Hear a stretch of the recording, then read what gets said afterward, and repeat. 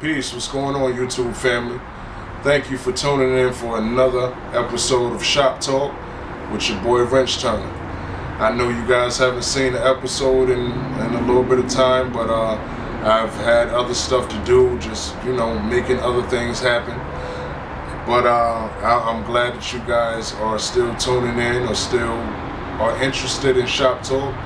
Thank you for viewing all of my other videos, my car reviews, even random things that I put out there. So on today's episode of Shop Talk, I figured we'd talk about the fact that, a lot of guys and gals, not just guys,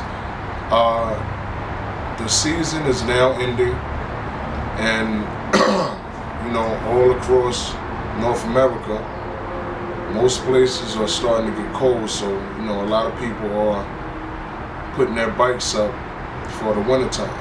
So I figured on this episode of Shop Talk, we talk about things that you can do to prepare your bike for the winter, or just to get your bike prepared to sit for the winter. One of the first things that I've looked at for quite some time, one of the things that I've always been interested in is, tire warmers. Of course, you already should have jacks at your garage or home or storage, wherever you keep your bike at, because if you're planning to keep your bike sitting still for a long period of time, you want to have your bike on jack stands, because you get the opportunity to roll your tires. You get to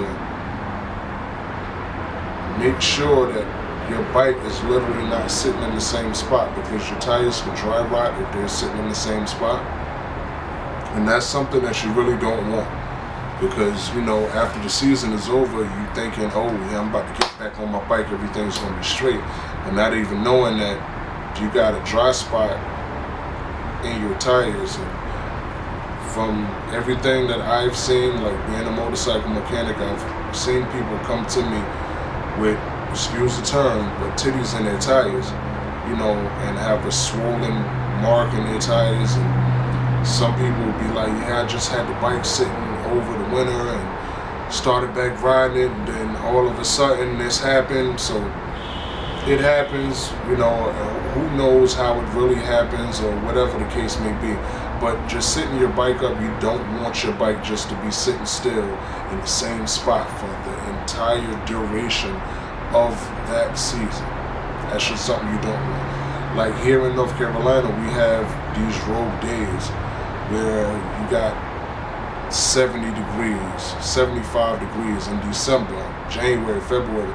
Like, you have rogue days, and sometimes they run back to back. So out of nowhere, you see basically the whole city riding bikes, and I'm talking about all types of bikes, because after months of not being able to ride, most people just want to get back on and get back out there, get that monkey off your back.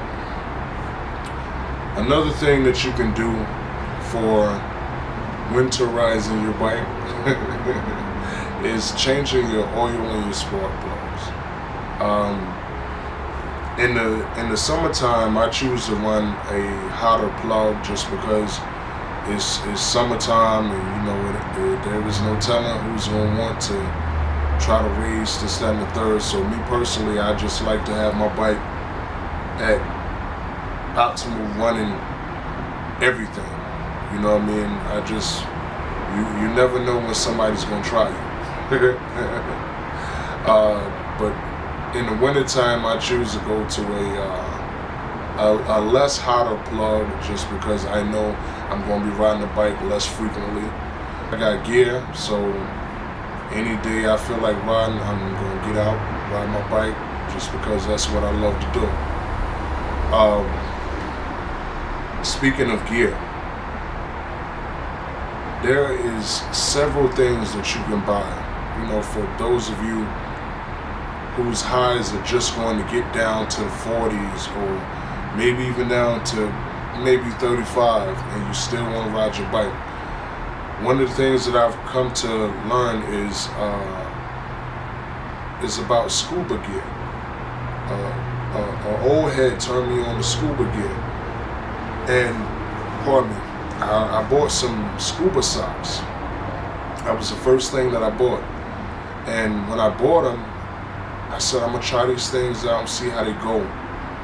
I rode with them on, I think it was like a 65, 67 degree day. And so you already know the wind temperature was definitely colder than 65, 67 degrees. And this day I didn't wear boots, or I didn't wear my riding boots at all. I wore some regular sneakers. And there were points that my feet was hot and I felt like my feet was sweating. You know how you move around just to move your feet and whatnot. So I knew for a fact that they worked. I can't speak about like the bottom halves of the scuba gear or the top halves, but I was always concerned with my feet being cold and my hands being cold. So I took care of my hand situation because it's so many companies that make gear for your hands so that you ain't got to worry about it. There are so many manufacturers that make covers that go over your actual handlebars, so then you can put your hands in them and then they warm your hands. You know, I haven't seen like street bike guys down here rock them, but I've seen street bike guys and dirt bike guys back home rock them. So it's different things that you can buy, but that's just speaking about gear. One of the other things that you want to do to winterize your bike is to get you a battery tender, because knowing that you're not going to be riding your bike day in, day out, or every other day, or every other 3 days, or every other weekend for that matter, you want to have a battery tender just to keep your battery at optimal voltage, because over time these little batteries die, and a lot of times you will go to try to rejuvenate your battery and it just won't take a charge. If your battery won't take a charge, you better have a warranty. Because if you ain't got a warranty, you're about to come out of pocket for a new battery. And if you got a gel battery, we already know how those things can cost you. So, those are a few things that I wanted to touch on. Also, you want to get you a cover. So many times I've been riding different places and you know, you'll see somebody's bike up under their carport, or you'll see somebody's bike sitting in front of their apartment with no cover. You know, and I've always thought to myself like, man, do you love your bike? Do you care about your bike at all? You know what I mean? So covers are, I'm not going to say they're cheap, but they're not super expensive. It all depends on what you want for your bike. I mean, I'm pretty sure they got some top of the line covers for your bike, you know, with some I don't know, some type of designer print or something on it. But anything that you want for your bike is out there for you to find. Just thinking about the regular things that I do for my bike, and all of this is off the head. I didn't write down a list of things that you should do for your bike to prepare it for the downtime or the time that you're not going to be riding. I didn't prepare a list, so just giving you guys all of this off the top of the head. Check your tires. Some people just go into the off season with the tires that they've been riding on all summer, and to be perfectly honest, that's cool. I've never had a problem with it. It's just I've always had a problem with getting new tires before the downtime or whatnot, and then like not even having 1,000 miles on it, and then when it's time to really ride again, the tires done, completely done, and then you can look at them and see the little cracks in them, so you know they're done. I wouldn't trust my life on it. and you only got 2 tires, so you shouldn't trust your life on it neither. And yeah, those are just a few things that I wanted to touch on as far as preparing your bike for the off season, preparing your bike for its downtime. And just for those of you guys that are still going to continue to ride your bike, just get your gear up and make sure that you look into all season tires. You know what I'm saying? Like, there are certain tires that are just built for drag racing, that are just built for track racing. And you got some tires that are all around good tires. And it's not like a car where you look on and be like, oh, these are all season.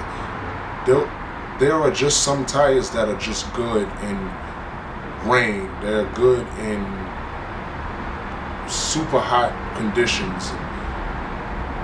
I'm not about to plug anybody, but you guys know, just make sure that you have a proper mechanic to look at your bike and to do the things that you need to do to your bike in order to keep it in a great condition if it's not already pristine. So that's pretty much all I wanted to touch on for getting your bike together for its off season. And just like my car reviews, just like any of my other videos, I want you guys to know that regardless of what your situation is, take the time out, step outside of yourself, look at yourself, and be positive. Think positive. React positive. Because you never know who's watching. 9 times out of 10, somebody is watching you. And for every person that you think is rooting for you, is 10 people that's watching, waiting to see you fail. You can't give them that luxury. You gotta keep pushing on. You gotta continue to thrive for greatness, regardless when nobody has anything positive to say for you or to you. You have to be that positive entity, not only for yourself, but for those who love you. So until next time, I hope you guys have a wonderful day. I hope your day has been great. I wish you nothing but happiness all the way around. Speak positive, be positive, and when anybody's speaking negative to you, give them a smile. Tell them to have a nice day.